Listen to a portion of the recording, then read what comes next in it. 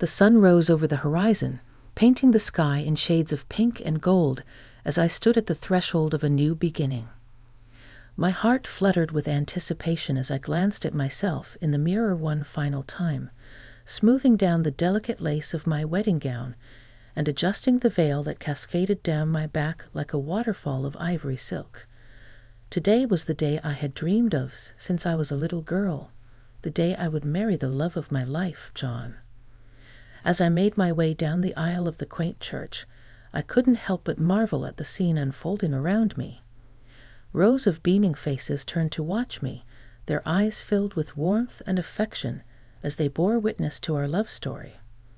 But it was John's gaze that held me captive, his eyes shining with unshed tears as he waited for me at the altar.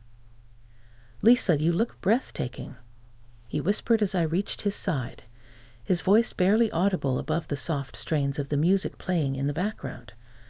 "Thank you," I replied, my voice trembling with emotion.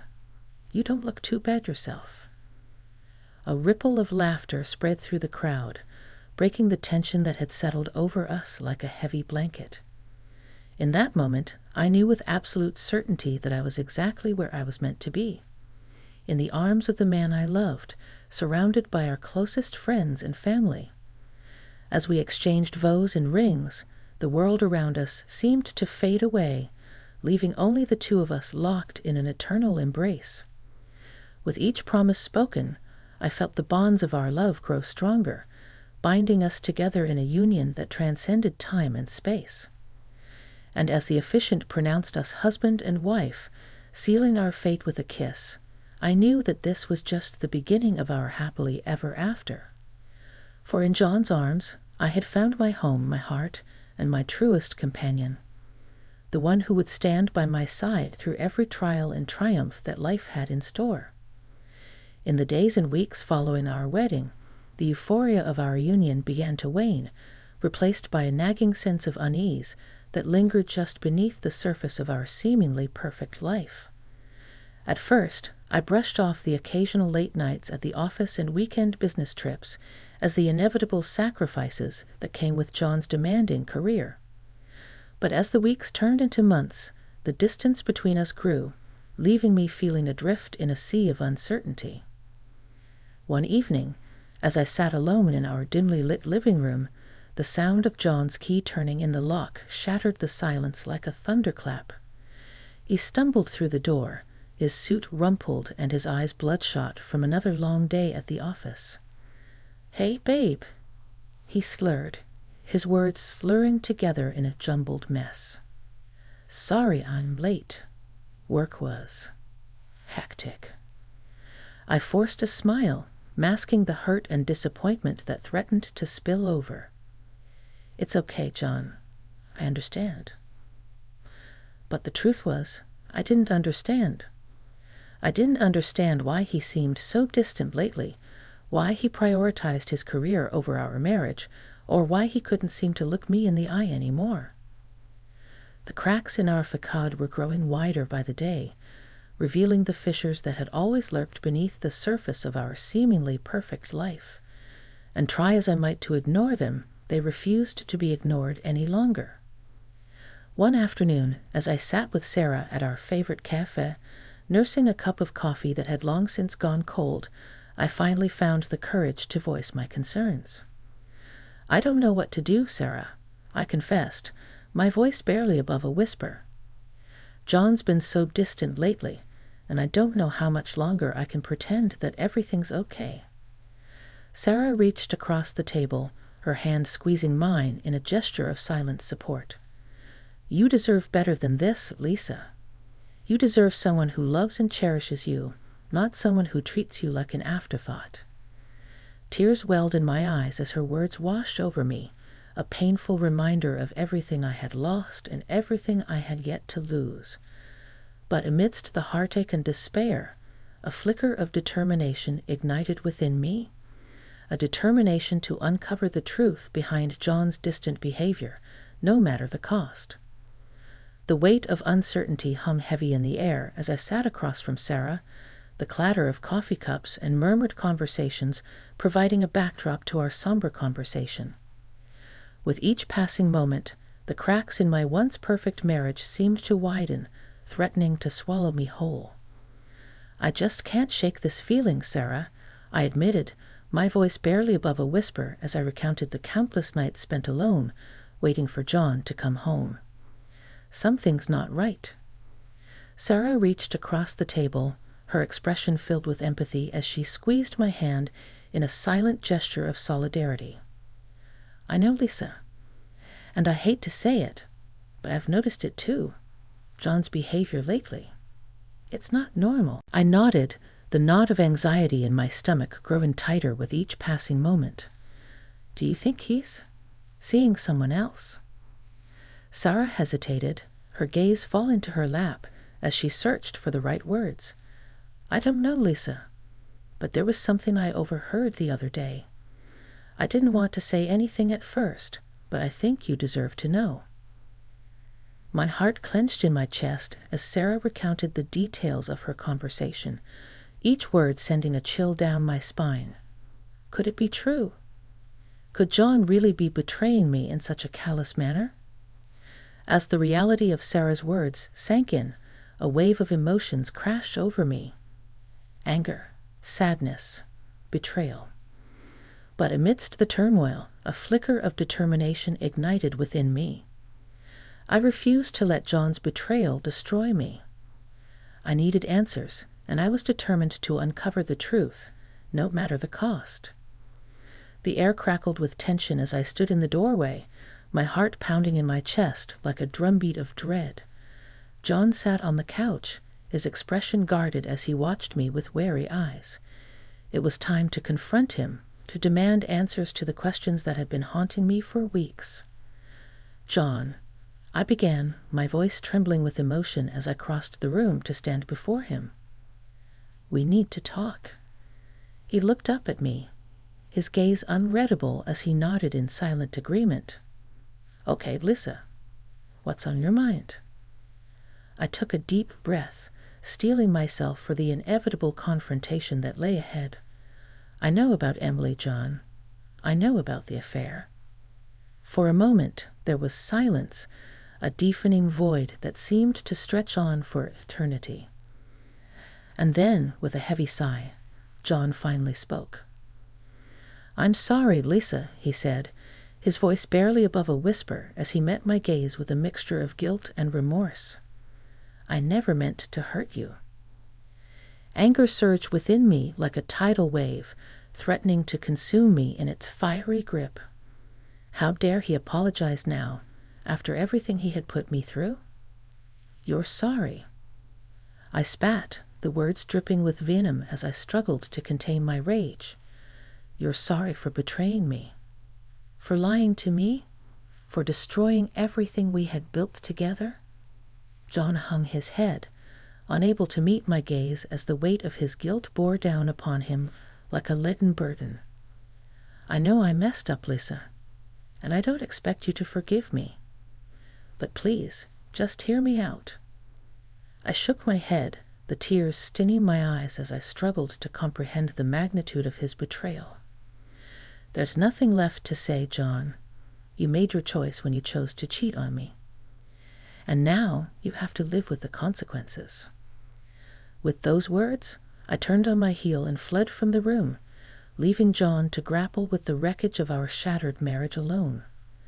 For in that moment, I knew that there was no turning back, no second chances, no redemption. Only the bitter sting of betrayal and the painful journey of rebuilding my life from the ashes of our broken dreams. The weight of John's confession hung heavy in the air, suffocating me with its unbearable truth. Betrayal pierced through my heart like a dagger, leaving behind a gaping wound that refused to heal. How could the man I loved, the man I had vowed to spend eternity with, betray me in such a callous manner?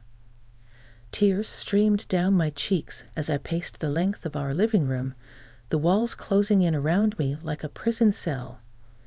Every memory, every moment shared between us, now tainted by the specter of John's infidelity. I felt like a fool, a naive child who had been duped by the promise of love and happiness.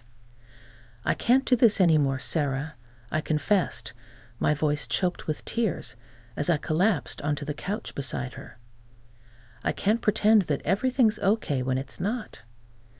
Sarah wrapped her arms around me, pulling me close in a gesture of silent solidarity. "I know, Lisa, and it's okay to feel angry, to feel betrayed. But you're not alone. I'm here for you, no matter what." Her words offered a sliver of solace amidst the storm of emotions raging within me.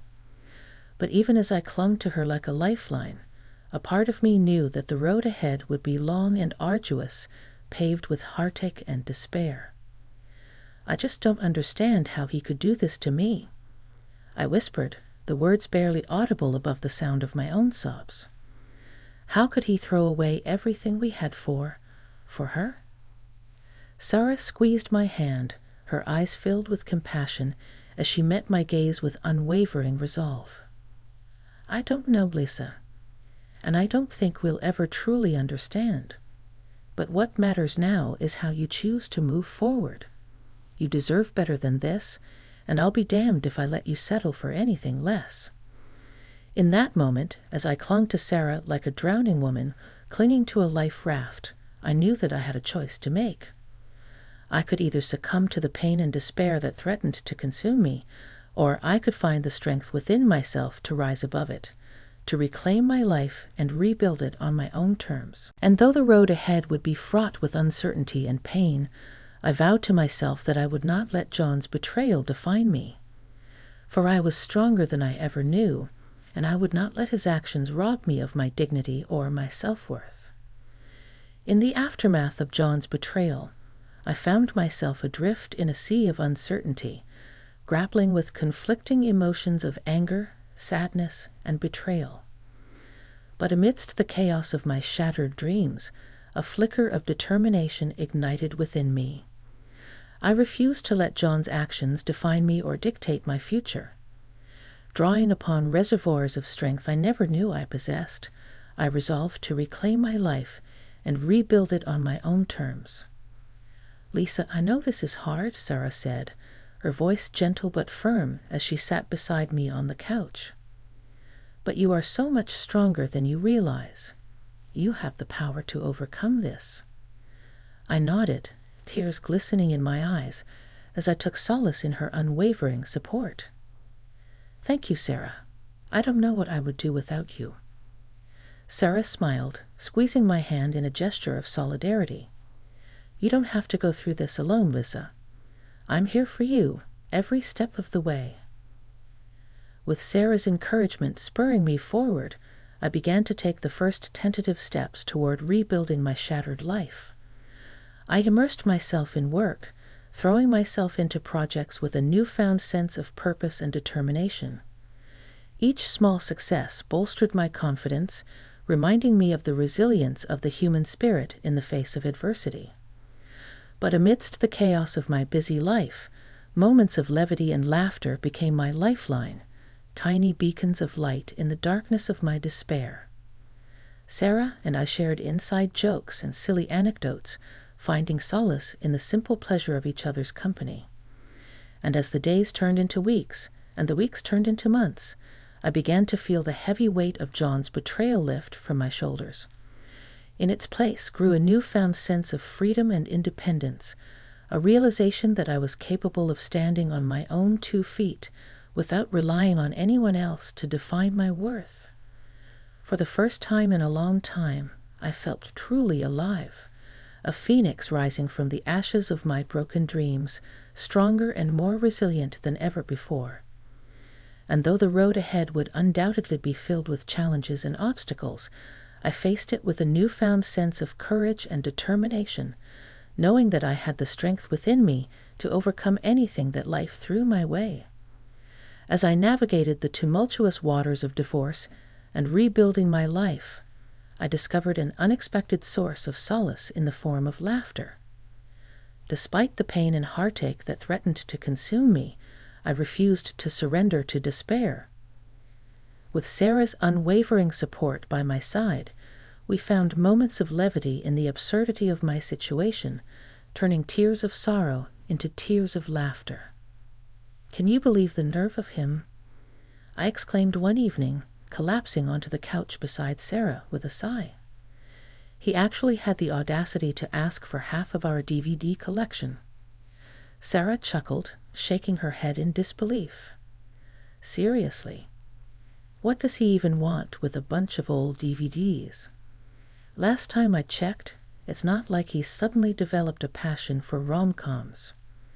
We both dissolved into fits of laughter, the tension of the past few months melting away as we shared in the absurdity of my situation. For in those moments of shared laughter, I found a sense of camaraderie and connection that transcended the pain of my broken heart.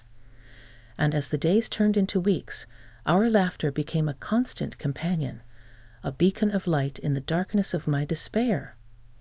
Whether it was reminiscing about the disastrous blind date I went on last week or poking fun at the ridiculous demands of my soon-to-be ex-husband, Sarah, and I found solace in the simple pleasure of each other's company.